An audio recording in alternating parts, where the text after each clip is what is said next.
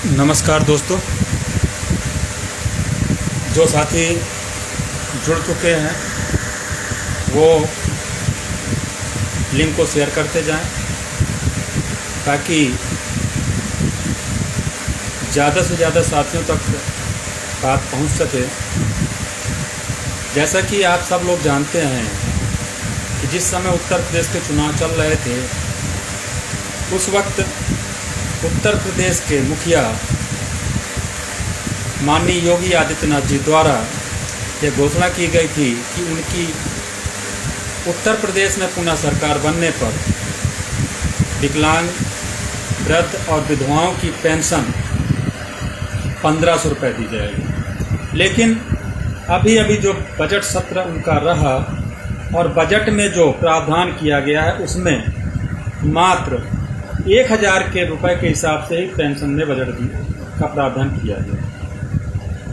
दूसरा, बहुत सारे हमारे साथियों, विकलांग साथियों के साथ में, साथ ही साथ वृद्ध और विधवाओं के साथ में भी केवाईसी के माध्यम से जा रहा ताकि उनको कम बजट देना पड़े। एक प्रकार से सरकार अपने वादे से मुकर चुकी है।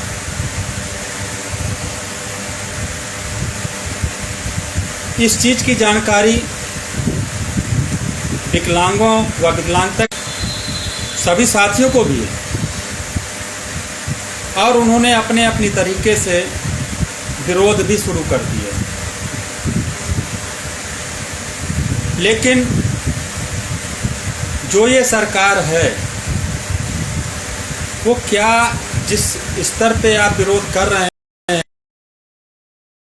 लोगों को ले जा करके ज्ञापन दे करके, क्या इतने मात्र में ये सरकार, गूंगी बहरी सरकार, आपकी आवाज को सुन लेगी? मुझे तो नहीं लगता। तो मैं एक बात और कहना चाहता हूं,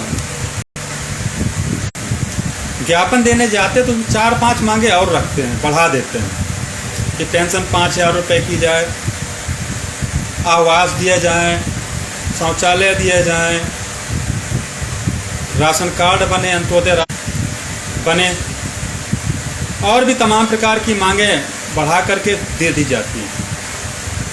आप लोग गए जिलाधिकारी के माध्यम से मुख्यमंत्री महोदय संबोधित, आपने ज्ञापन दिया और आप वहाँ पर अपने लोकल में नेता बन गए। लेकिन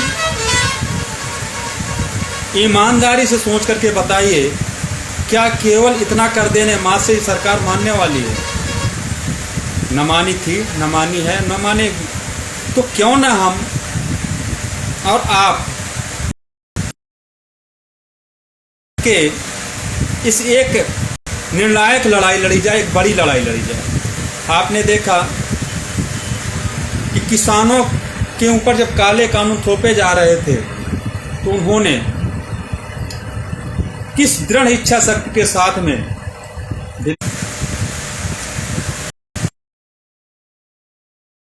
दृढ़ इच्छा शक्ति के साथ उन्होंने अपना आंदोलन किया और सफल हुए। हमें उनसे प्रेरणा लेनी चाहिए, उस आंदोलन से हमें सीखना चाहिए कि यदि वास्तव में हम विकलांगों के साथ में और सरकार से अपनी बात विकलांगों के लिए मनवाना चाहते हैं तो हमें उसी संघर्ष करना होगा।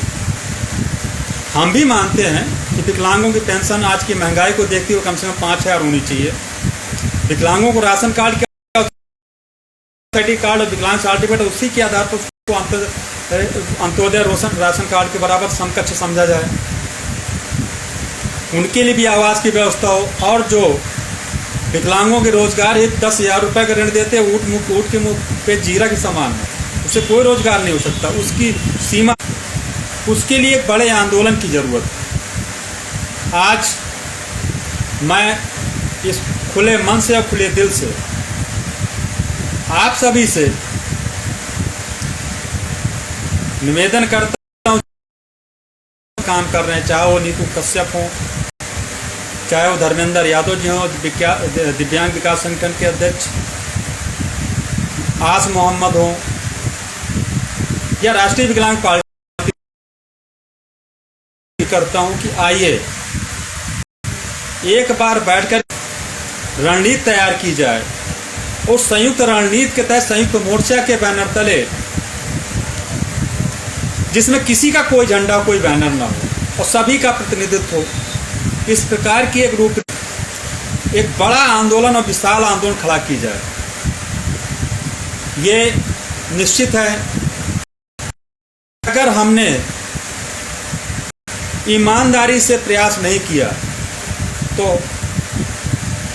विकलांग कभी आपको माफ नहीं करेगा, हमको कभी माफ नहीं करेगा।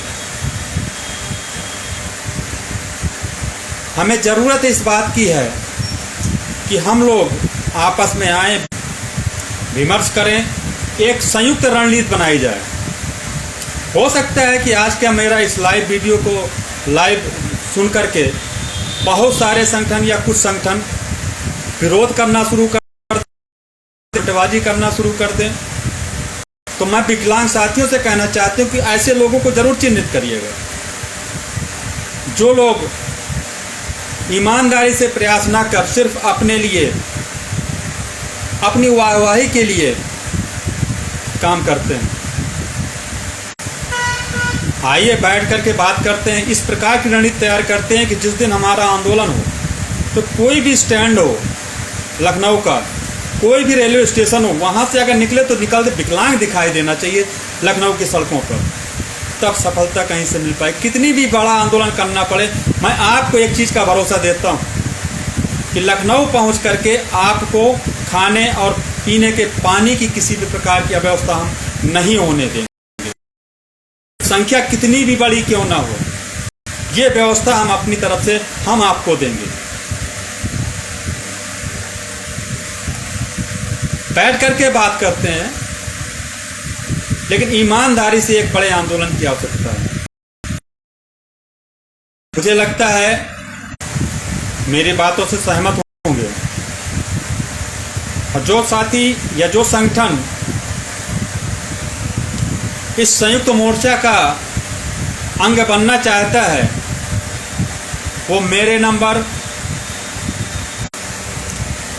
मनीष जी के नंबर पर, जितेंद्र जी के नंबर पर, किसी भी नंबर पर संपर्क कर सकते हैं, क्योंकि हमारी स्पष्ट मंशा है, क्योंकि ये विकलांगों के भविष्य का सवाल है, विकलांगों के वर्तमान का सवाल है। हम सबको मिलकर के संयुक्त रूप से एक प्रयास करना चाहिए, और एक ऐसा प्रयास हो कि सरकार को भी झुकना पड़े, सरकार को भी मानना पड़े हमारी बात, क्योंकि हम ऐसी कोई मांग करने जा ही नहीं रहे हैं जो सरकार के बस की बात ना हो। जो हमारे दिव्यांगजन अधिनियम 2016 में आज पहले से दे रखे, हम सिर्फ उन्हीं की सब मांग कर रहे हैं। अगर आप लोग मेरी बातों से सहमत हैं तो कमेंट बॉक्स में ज़रूर लिखेंगे, अपने नाम और नंबर, सीधे कॉल करके भी संपर्क कर सकते हैं।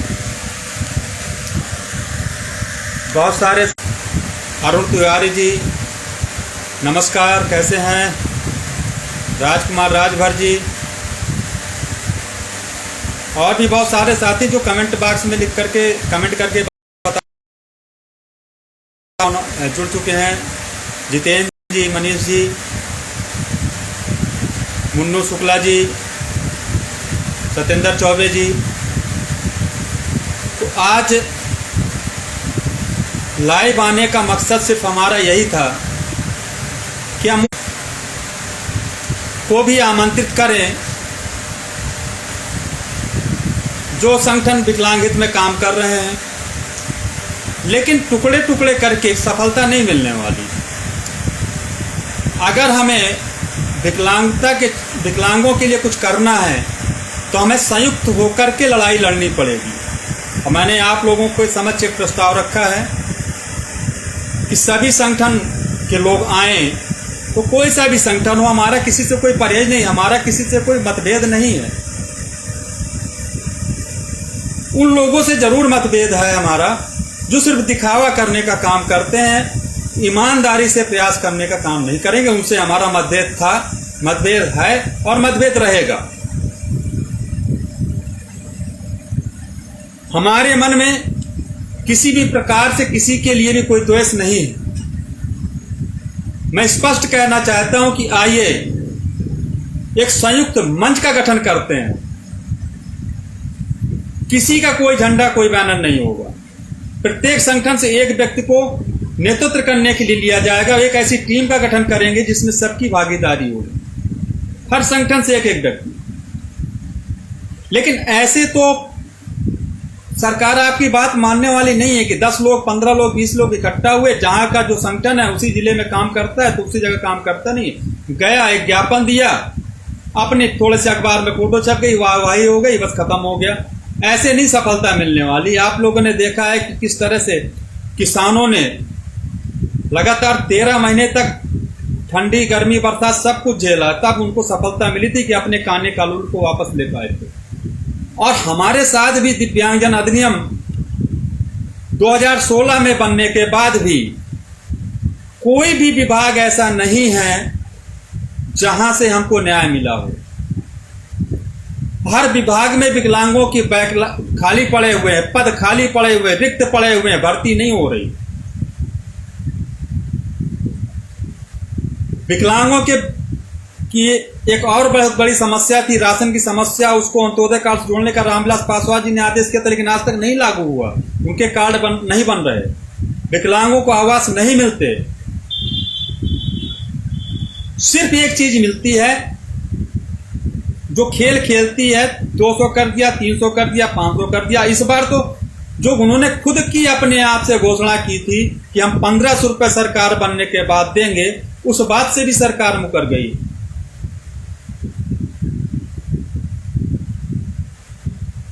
हम नहीं कहते, हम नहीं चाहते कि हम अगुवाई करें। आप लोग अगुवाई करिए, जो जिम्मेदारी हमको दे देंगे हम वो निभाने के लिए तैयार हैं। एक चीज का वादा हम अपनी टीम की ओर से, अपनी पार्टी को से, अपने प्रकोष्ठ की ओर से करना चाहते हैं कि आपको लखनऊ खाना खाने के लिए और पानी पीने के लिए आपकी कभी कमी नहीं होने देंगे। ये हम आपसे वादा करते हैं।